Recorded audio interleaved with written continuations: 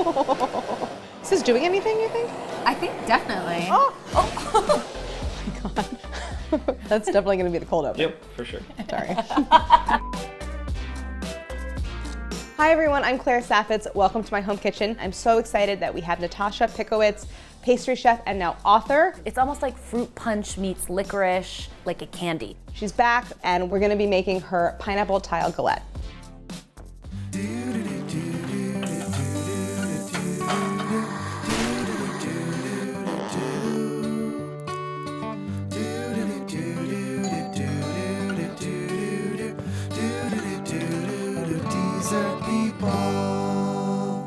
Thanks for coming to the cabin. Hi. Hi. So happy to be here. Thank you for having me. Of course. So tell us about the dessert we're making, the pineapple tile galette.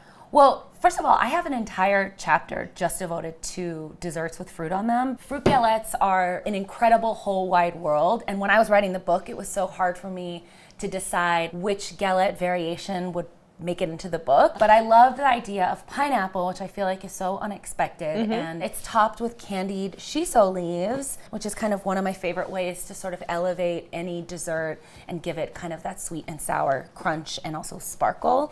Even if you buy like the most blah whatever pineapple from the grocery store, if you're roasting that fruit at a high temp in the oven, something super magical happens. The fruit gets a little charred, it sort of gets intensified, it just gets really roasty and delicious, and we're like gonna brush it with a bit of coconut oil. There's a little lime zest in there, and it's just one of those things where you're like, wow, I didn't know I could put pineapple in a fruit tart, but it actually works incredibly well, I think. Yeah, I'm so excited for it. And also we do have like a very average, not super ripe grocery store pineapple. So good to know that it works with that. You know, everything is just delicious if it's inside of flaky pie dough, you know? So we're gonna start with the Pâte Brisée, which is sort of a basic pastry dough or pie dough. So let's clear everything and get into that. 1 second. Oh wait, ingredients, I forgot. I forgot. Okay, so we have a couple different components. We have the dough, the pineapple filling, the shiso leaves. You want to just talk about ingredients? Yeah, so for the Pâte Brisée, there's unsalted butter, ice water, and all-purpose flour and kosher salt. For the base of the pie crust is lime zest, flour, and granulated sugar. Then we're gonna candy the shiso leaves, which are these, with a little bit of egg white, granulated sugar, and citric acid. And then with the pineapple scraps, we'll make a syrup with more sugar and a little water. And this is, it looks like water, but this is melted coconut oil. Coconut oil, which we'll brush on the tart before it goes in the oven to get great shine. Special equipment we need. Food processor, rolling pin. That's, and then not special equipment, which is like pan. Yeah, right. Cutting board. Saucepan. Knife. Okay, perfect. We have all those things. The way I've always thought about... Sorry, that's our driveway alarm. Sorry. Okay. There's a lot of things that beep in this house. Sorry. So first let's add in the flour and the salt. This is 2 cups of flour. And this is just all purpose. So the way that I like to do this and really control so you get a uniformly like kind of tender pastry throughout is we're gonna stream the water in while the mixer is being jogged. And jogged is where you're like hitting the button on and off or pulsing it. It sort of kicks all of the flour away from the blade, and when the water is being poured in, it'll spray in every direction and coat the flour evenly. So I should pulse this just super briefly for the salt. Exactly. Just work that in. Sometimes I'll throw in a little bit of sugar too. And yeah, I was going to ask you, no sugar in the Pâte Brisée. I think we're, you know, not for this one. Sugar also helps with tenderness of the dough as well. And browning and everything. Exactly. But I think for this, I just wanted to keep it like salt and flour. Right. So using a scale here, I'm just going to measure out some ice water. The success to making a great pie dough is being in control of your ingredients. Yeah. So you want the water to be cold. You want the butter to be cold or even a little bit frozen. So this blade can cut it all up. You want the butter to stay cold so it doesn't get greasy and smear out in your mix. So temperature is a way that we can handle a fat like this, from kind of controlling the size of the butter in the dough and controlling how the overall thing gets hydrated. And if the butter melts out, that's gonna give you a tough pastry at the end of the day. The cold is what you really want here. So I would just pulse it or jog the button. I think a few pieces of bigger butter is fine. Okay. Because when we add in the water, it's going to be cut down even more. Right. This is sort of that size range. You can see that it's like maybe a chickpea, mostly lentils. Totally. You're really looking for kind of a pebbly mixture, and it's not the kind of shingled sheets of butter, but more of like the pebble. I'll pulse this mixture and at the same time stream this water in, and you'll be able to see it hit the top of the blade and sort of spray out in every direction like a water sprinkler. Okay.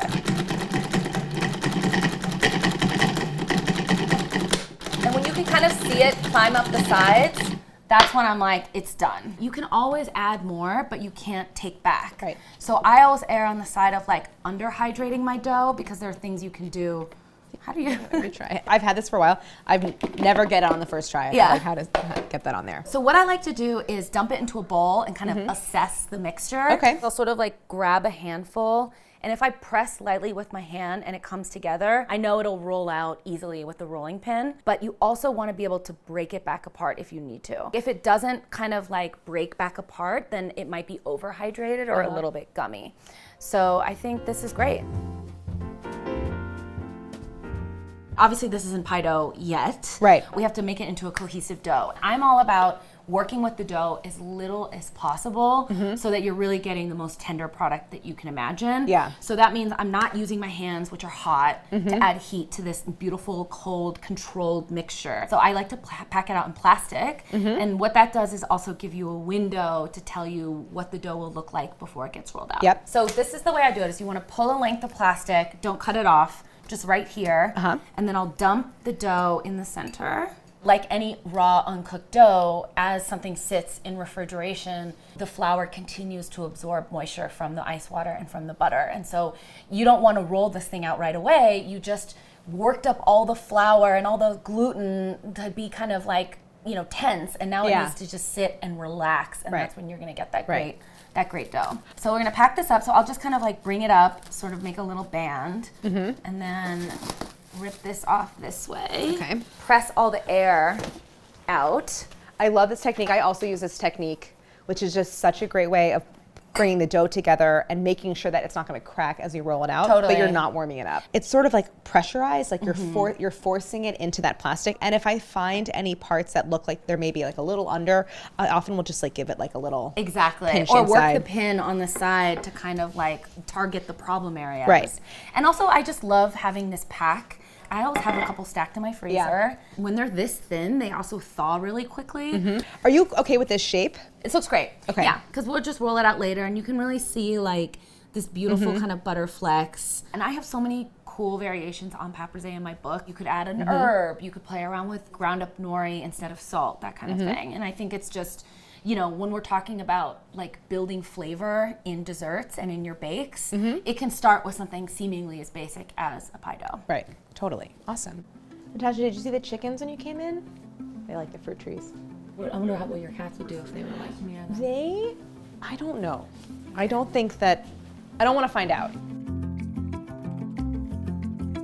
Last night I made this swap. Looks amazing. Pretty similar. I just formed it into a round. This is the one we just made, so this has to chill, but we can go ahead and roll this one out. This out of the fridge is slightly chilled, and if it's so chilled, it'll crack when you roll it out. So you really want to capture it at this moment where it feels slightly tempered, but not greasy, and then it'll just go that much faster. And I just like this because instead of my body moving, I'm making the parchment move for me.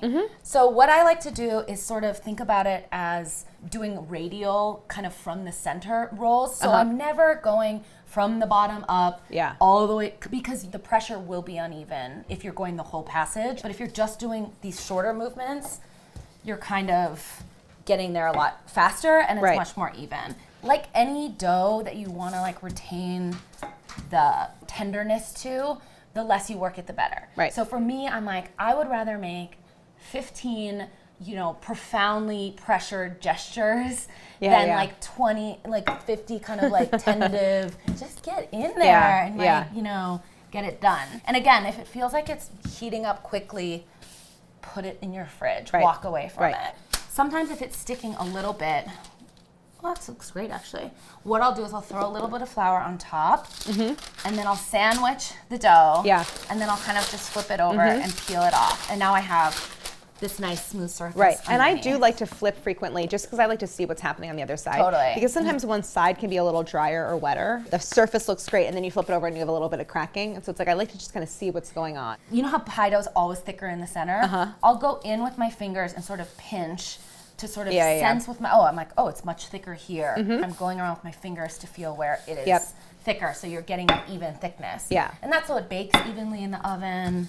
You want the dough to be thin enough that it bakes all the way through in the oven, but not so thin that it can't support the juicy pineapple that we're gonna add. Also, the butter that you use is so fancy. It made the dough this like beautiful, rich, buttery color, which is so nice to see. So what we'll do is we'll bake right on this piece of parchment, so that way we're just sliding it onto the sheet tray. Okay, so we're forming it now rather than putting it on the sheet tray because it's a little bit bigger than the sheet tray is wide. Yeah, exactly. Okay. I wonder, I'm just gonna check if we put the lime mixture down before I have to read all my recipes recipes too. I'm like, what did I say? What did I do? We actually make the lime mixture and sprinkle it, and then we crimp it over. Okay. So we can do you want me to maybe put it in the fridge? chill. Yeah. Okay. Yeah. No problem. Where's this gonna go? I always like to have kind of a flavorful barrier between the uncooked fruit or veg topping and the uncooked pie dough. Right. So maybe it's like a smear of jam or a frangipane. Yeah. But maybe it's something dry, like some crushed nuts. I like to do breadcrumbs. Breadcrumbs, that would be great here as well too, actually. What it does is it acts as a barrier to protect the juice from the pineapple from getting into that dough. Right. So I think maybe just zest the lime in, and we'll kind of pinch it into the mixture so it becomes this kind of like damp, sandy topping. And then we'll roll up the crust. So just kind of get in there? Just kind of get in there. This helps the overall texture of the pie dough because you really want the pie dough to be golden and crisp. Perfect. Smells great. So let's just sprinkle all the way even around up to the edges too, because when we fold the crust over, it kind of creates this like delicious stuffed crust. Now we'll roll up the crust before we put the pineapple in. I'm basically creating a fold. So sometimes when you see galettes, it's kind of making like these wider folds. It's like big pleats. But I like keeping the pleats like super close together. If you have the parchment, you can kind of turn it towards you. I'm sort of tucking it in here and then folding it over. Go ahead. And then you can it already always looks go back, so pretty. You can always go back and kind of mess with it more. I like having all of the folds in the same direction. Yep. So it's sort of placing a finger and then with your other hand folding it a little bit over that finger. Mine already don't look like yours. So like, see how mine are going at an angle? Yeah. So like they're kind of listing off to the side. Your pleats are kind of just going directly in, like at 90 degrees, which is fine too. Like there's so many ways to make a pleat. Show me how you finish it. So when I finish it, I'll just go in and kind of just do that final tuck. So it's already this beautiful, perfect circle, which is what we get because we trimmed. But then I'll go back and kind of do another pass where kind of going in. Oh my gosh, it's so pretty. Getting all the pleats together and really like defining these edges here because that's what's gonna capture the sugar when we sprinkle it on the crust. It's gonna kind of pool in those like deep crevices. And also another thing that I love to do is this frozen. And then it's like kind of like a frozen pizza, and then you just have the frozen crust pre-shaped, you're just throwing fruit on, and then it just goes in the oven. Throw it back on there. It's perfectly. So this can go back in the fridge. We're going to cut up this whole pineapple. This crown is actually the only part that I won't use. Okay. But we're gonna use the peels and the cores for everything else. That's a pale, tough pineapple. But we're gonna make it delicious. And then I'll cut off the bottom. I love cutting pineapple. I'm always just nervous, anything dangerous big with a knife. Yeah. So I break things down into smaller pieces. Yeah. Like this just feels better than like, I kind of break it down before I take off the skin. The peel still has like all this delicious fruit attached, so we're gonna use that for extracting flavor for the syrup. So we can put all of that in the pot. You do have to cut generously with pineapple to get all the little nubs off, so you don't feel bad because you're gonna take that. Exactly, like whenever possible, like I don't really want to waste any part of this like beautiful fruit, and just working your knife around. And you know, you can buy cut pineapple from the store too, but I actually like having the scrap because that means I can use it to make yet another delicious component for this dessert. So like I'll cut it in half lengthwise, and then this tough core in here we're not gonna add. So I'll cut all of them into quarters. So now we have 8 kind of spears, and then I'll put it on its side. So cut out all the cores. And I don't know if this is just leftover from my like restaurant days, but when I'm doing a task, do you like to do it all at once? Yes. Exactly. Do every stage fully and then move on to the next one. Exactly. It's just more efficient. It's so much more efficient. Like peel all the apples, then core all the apples. Exactly. Once you get the core out, we'll kind of put it on its side and get these little fan shapes. Should I get the syrup going while you're doing that? Yeah. Okay. So with the syrup, we're just gonna add 2 cups of water. Okay. 3/4 a cup of granulated sugar, and then we're really gonna just boil the heck out of it. Okay. And that water and the sugar is gonna sort of extract all this delicious flavor from the cores, from the peels. And we want it to be really like thick and bouncy and viscous because it'll effectively sit on top of the fruit after it comes out of the oven. So we're really gonna kind of reduce it. And add lots of gloss and shine, but also, you know, tart pineapple flavor. This is just the shape I like because this way all the fruit is kind of even thickness. And when we tile them into the galette, we'll get this really pretty, almost kind of like scales on a fish, sort of scalloped effect, which I love. And I think we can just rock that at like medium-high heat. Not so high that the water evaporates before the flavor is leached out from the peel. And also you can always splash more water in if you feel like the pot is drying out. It's not a strict thing. So I'm gonna get that going. So we have all our fruit cut. We might not need all of it, but you know, these are the baker snacks, right? We have our pie crust chilling. Yep. So let's grab that and then we'll do the fun part to me, which is arranging the fruit on top. There's so many ways that you can do this, but for me, with these kind of shingles, I'll start at the top corner and do rows kind of going this way. The pineapple has tons of water in it, so it does want to shrink in the oven. So it's important you want to kind of like overlap the fruit slightly to kind of account for that, so the tart feels really full when it comes out. I think it's surprising for people how much it shrinks. You think you're packing it really tightly, and then you take it out of the oven and there's like little gaps, you know, so it's like really overlap them. And I'll even overlap not just these rows this way, but also this way, making sure the fruit is covered up. Any air pockets are fine because it's just gonna kind of cook down and like settle. The thing about it is it looks cool, but it also is engineered to like roast properly in the oven. So we have like, you know, maybe 2 cups of fruit left over. So this is something where you could freeze it and save it for another tart. This would be delicious as a jam for your next cheese board or whatever. So we have all the fruit arranged on the dough. It's ready to go into the oven, except we'll brush some coconut oil on the crust. And that'll do a couple of things. It'll, first of all, add great flavor, but the fat will make the pastry kind of shiny and develop amazing color in the oven. And we don't really need to add it to the fruit too much because the natural sugars in the pineapple will caramelize, and we're gonna add that glaze afterward. And then I think just sprinkle kind of that reserved 1.5 tablespoons of granulated sugar on the crust. When you eat the pie crust, it should also be its own delicious secret bite, and the sugar adds like kind of sparkle, adds more flavor. So I think it's ready and we can just throw the whole thing in. I have the rack in the center. Depending on your oven, could be 30 to 45, maybe even longer. I almost think about it as an oven for making pizza. Like I want to cook the tart in the least amount of time possible, but to get the greatest flavor. So I want hot, hot, hot oven. And if the crust is kind of maybe taking on more color than the fruit, you can always like drape a little bit of foil on top, but I haven't found it to be necessary. Awesome. So while that's in the oven and the syrup is continuing to reduce, talk to me about shiso leaves. I know that you grow it in your garden and use it a lot.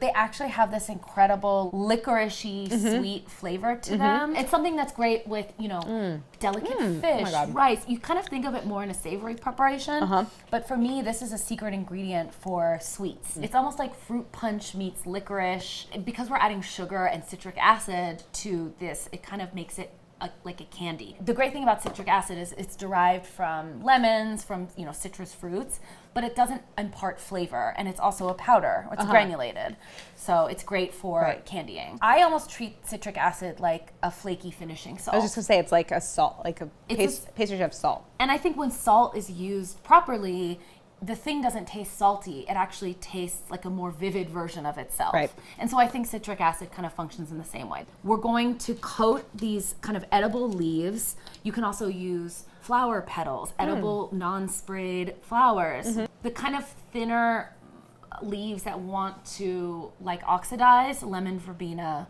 basil, mint, perilla, like these things are so fabulous with fruit forward desserts. So this is just a little bit of granulated white sugar.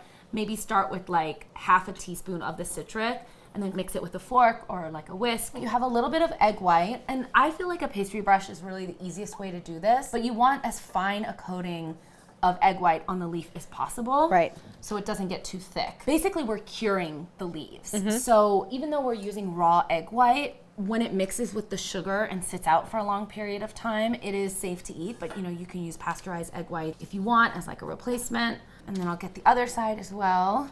Here, I can sugar.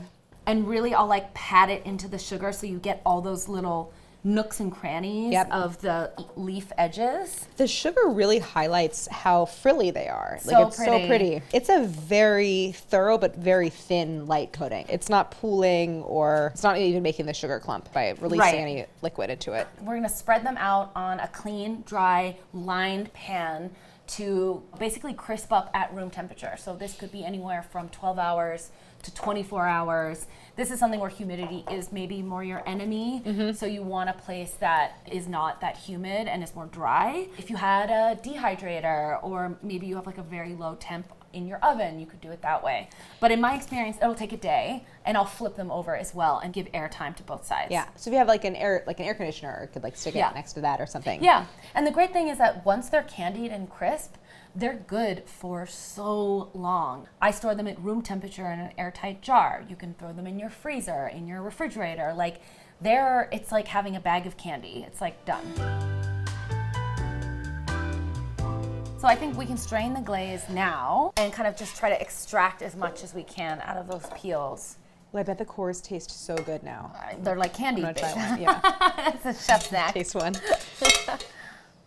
Perfect. And you can kind of like, yeah. Oh my God. Just push. So yeah, it's about 1/4 cup of glaze. That core is so good. Yeah, it's kind of thick, kind of golden. It just tastes like deep pineapple flavor. I think we're ready to pull the tart out, and we will apply the glaze after. We have great color on the crust here, but if you want it to be a little bit more pale, you can certainly like tint around the foil. I like that flavor. Well, I really got like a whiff of the coconut oil. It smells so good. And now is when you can really like arrange the fruit how you want to. It did shrink. You know what my like test is to see if the tart baked properly? Is if I give the pan a shake and the tart is loose on the bottom. That's how I know the bottom of the crust is sort of like baked all the way through. The juices from the fruit haven't like glued it to the pan. Right. And we gave it a rotate halfway through, right? Right. Because you'll see that some of the color on the crust is gonna develop more quickly than the fruit in the center. And if you have a kitchen torch, then we can do a little fun extra detail, which I heard you have. Okay. We do. Making sure that That's there's the gas in exact there. one we would use at the restaurants for torching things to order. Creme brulee? And How do you? I can't.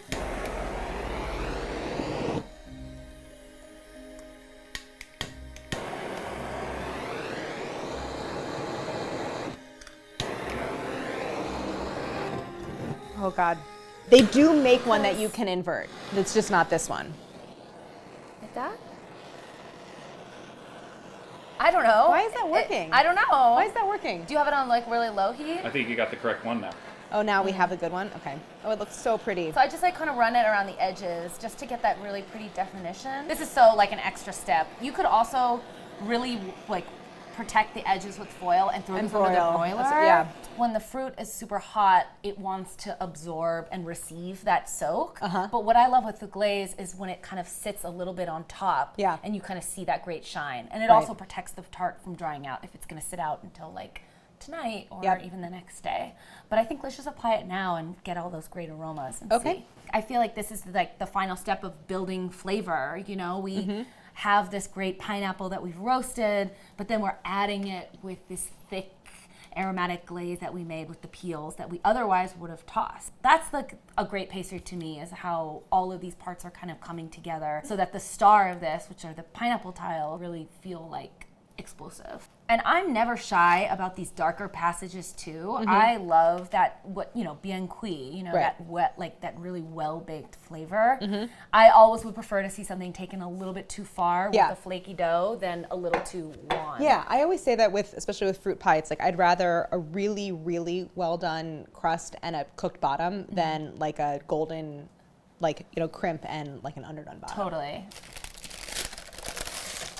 Do you want to pull the parchment out? Yeah. That off. There we go. So pretty.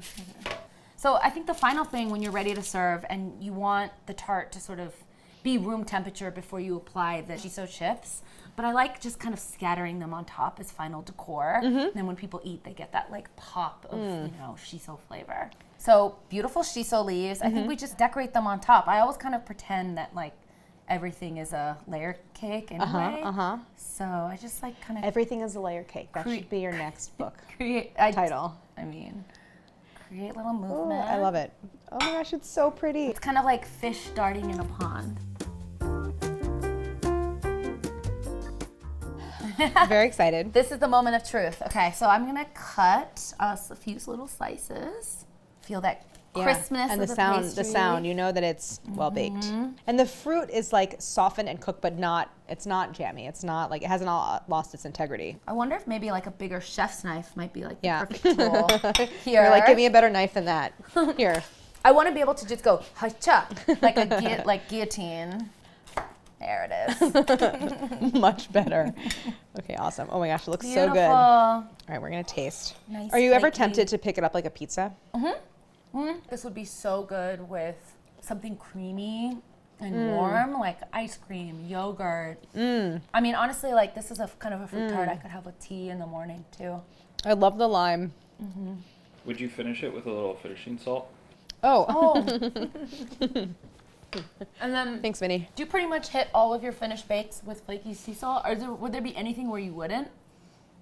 I don't think so. I mean, I don't always hit everything with flaky, but there's salt in everything, and I feel like it's never not like a welcome. Yeah. Totally. Cooking and baking are not really different.